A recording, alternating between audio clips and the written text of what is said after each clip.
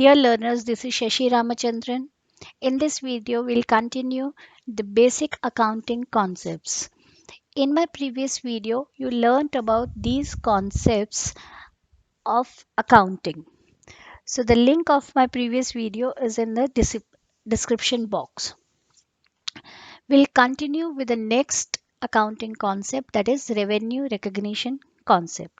See, this concept requires that the revenue for the business transaction should be included in the accounting records only when it is realized. So let's take an example and understand this.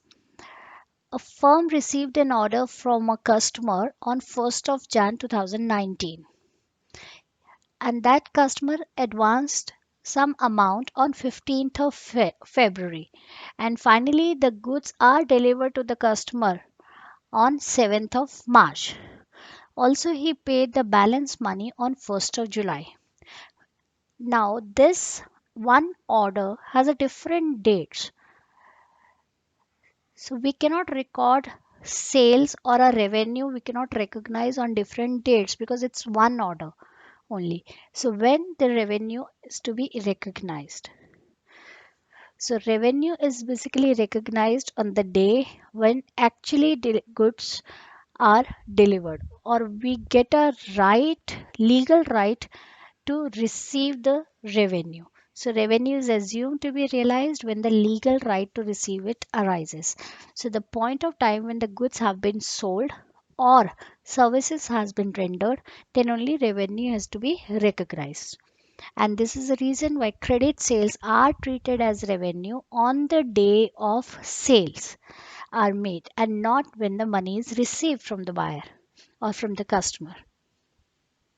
There is an exception to this concept which says that in case of a construction business, if the construction work takes place for 2 to 3 years to complete, then the proportionate amount of revenue based on the part of contract completed by the end of the period is treated as realized. See, this construction work will go on till 3 years. So, one third part of the revenue is to be treated as realized revenue, realized. Why so? Because, of course, we cannot wait till the time the construction will work will get over and finally this building will be given to uh, the clients. But the point here is one third part of the construction. So, this is an exception to the revenue recognition which says that actually when the actually delivery takes place, that day only the revenue is to be recognized, was the day has to be considered as a date of sale. But here in case of construction work, the revenue is recognized as per the proportionate amount of the part of contract which is completed. Moving to the next one, matching concept. Matching concept states that expenses incurred in an accounting period should be matched with the revenue during that period. To find out the profits of the business for 1 year, the revenues are to be recognized first, and we know that how the revenues are recognized when the sale is completed or the services is rendered rather than when the cash is received. Same way, expenses are recognized when the cash is paid. It is not recognized when the cash is paid, when actually the asset or the services has been used or consumed to generate these revenues. So the profit is to be calculated. For calculating the profit, first the revenues are to be recognized, and then the expenses are to be recognized which are used to generate these revenues. So they are to be matched together so that you get a correct profit and loss. So first revenue and then expenses are to be matched to find out the profit for the company. So matching concept is related with revenue to be recognized first, and then the expenses which are used to generate those revenues are to be recognized, and both are to be compared to find out the profits. Next concept is full disclosure concept. So as the name says, full disclosure. We learned that interested parties of business, they need accounting information. So accounting financial statement provides the information which are actually used by stakeholders or different group of person to uh, to take the financial decisions. And the principle of full disclosure principle requires that, or it assumes that material and relevant facts concerning financial performance of an enterprise must be fully and completely disclosed in the financial statements and their accompanying footnotes. So here, like all the information which are relevant, which are directly or indirectly affects the financial decision of a stakeholder, must be disclosed by the business. So there's a term called contingent liability.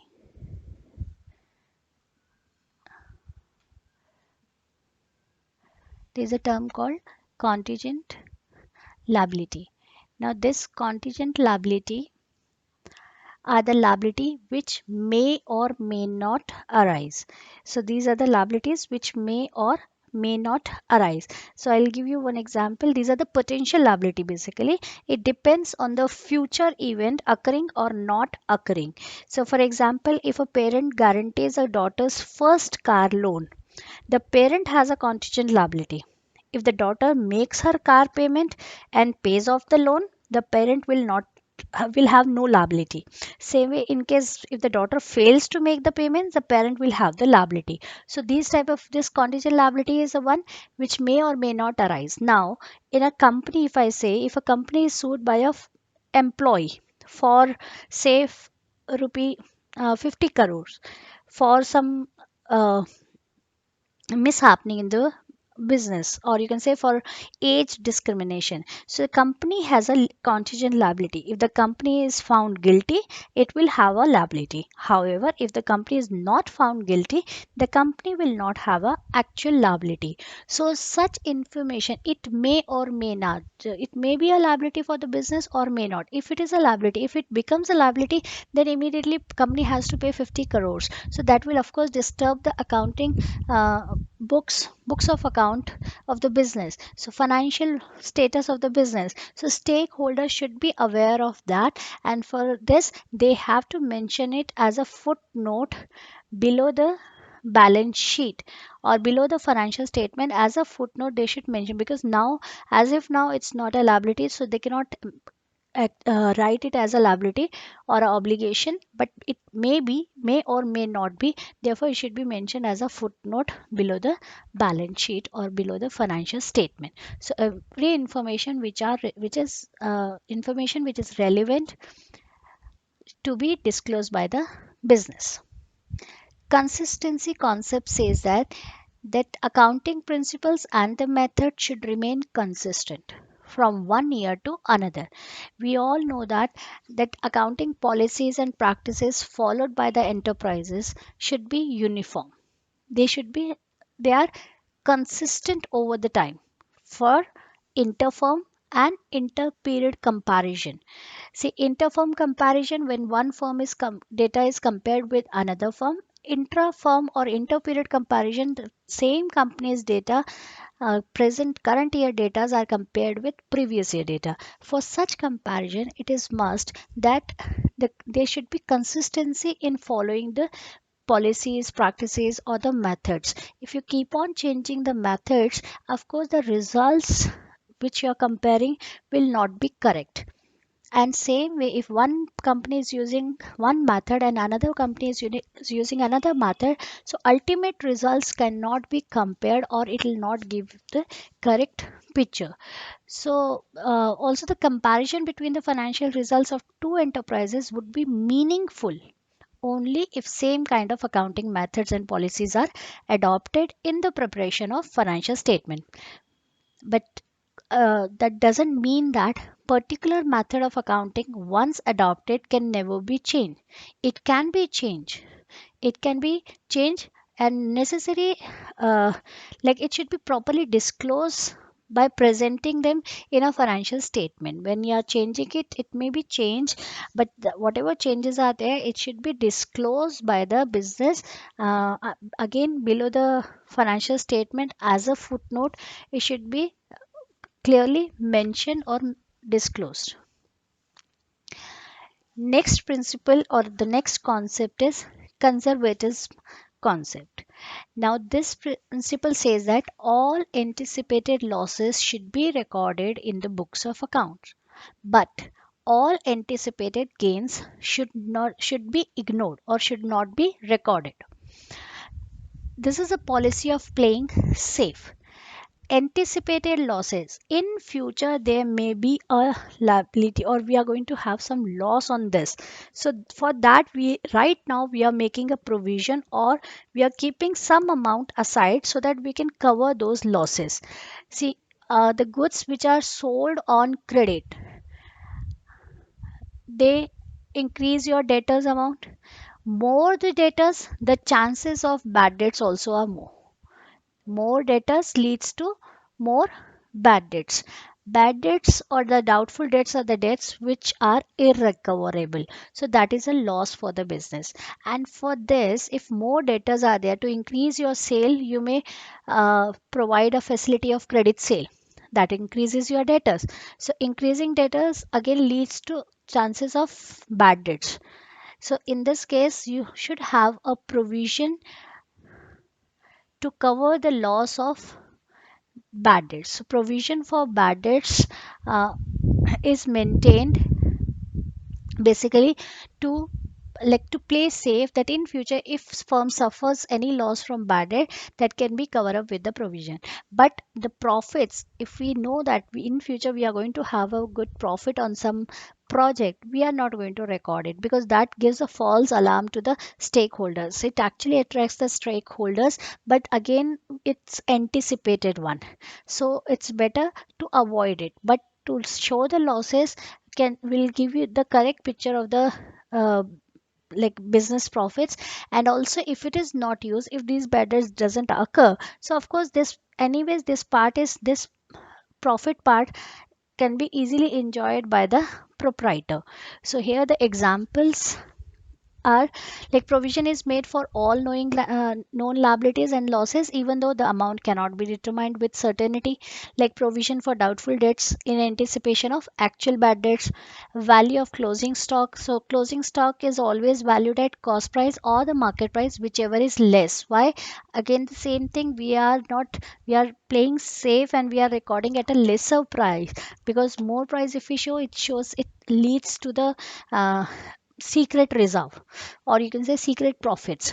So it's better to show it at a lesser price. Provision for pending lawsuit against the firm which may either be decided in its favor. So pending lawsuit, for that also if you are making provision, if it's the verdict is in your favor, then that can be enjoyed as a profit. If not, then that provision, that amount can be used for compensation. So in this conservative principle is also known as prudence principle. This is also known as prudence concept or prudence principle. So this concept basically says that anticipated losses to be recorded and anticipated profits never to be recorded. Moving to the next one, materiality concept. This concept is an exception to the principle of full disclosure. So in full disclosure, we read that every materialistic thing relevant term should be disclosed. But materiality concept says that focus of accounting should be on a material facts and efforts, means the one which are not materialistic, which are not that importance, should be ignored. It should not be wasted in recording the and presenting the facts which are not important in ascertaining the income. The small little expenses should be ignored. For example, the stationery purchased by the business, they should not have a individual record of pencil box, pen or stapler pin, or some drawing pins. So they can't keep the records of each small part, they should ignore it because it will make the books bulky, and unnecessary confusion and chaos will create. So the a small little thing, they should not waste their time in recording for the small little thing. It can be ignored. So whether an item is material or not, that depends on the nature and on amount, depending that where it is used. Like for example, the cost of small tools may be material for the small repair workshop, but the same figure may be immaterial for Tata Steel. So the loose tools may be important, they'll record it, but for the Tata Steel, it's not that important. So they'll not have keep a record of a separate different item. They'll consider it as in a one group only. So materiality concept says that only materialistic facts to be uh, recorded to like to get to be safe from this chaos and bulky books. We should record only, we should focus on the materialistic thing. Moving to the next one, this is the last one, objectivity concept. Objectivity concept or a verifiable concept says that there should be sufficient evidence for all the business transactions to be supported by vouchers or receipts. And these vouchers are evidence in business, and the account can be audited on the basis of these. So the every transaction in the business which are recorded should be supported by some source document. Now these source documents are the proof, they are the evidence to the transaction, and auditors usually check that transactions, whether these transaction hold good or not. They check it by cross checking their support document. So all the support documents should be there, and they should be kept in a proper manner, so that they can check with the thing that whether the transaction becomes authentic. Also the recording it gives the evidence to the transaction. So we learned different concept here. Let's have a look on some statements and try to identify the concept. Stock of stationery items are not treated as an asset, but it is treated as an expenses. Now stock of stationery, again a small stationery items, again materialistic principle says that it should be ignored. There must be source document for every transaction. Verifiable or objectivity concept. Policy of playing safe. Conservatism or prudence concept. Revenue is earned or recognized at the point of sale.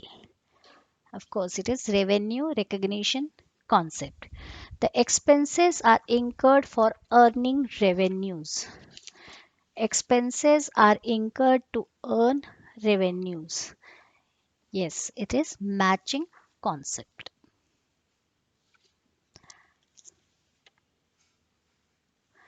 So hope you like this video. Share this video with your friends and do subscribe to my channel Exuberant Learners. Also click on the bell icon to get the latest updates on my channel. Thank you.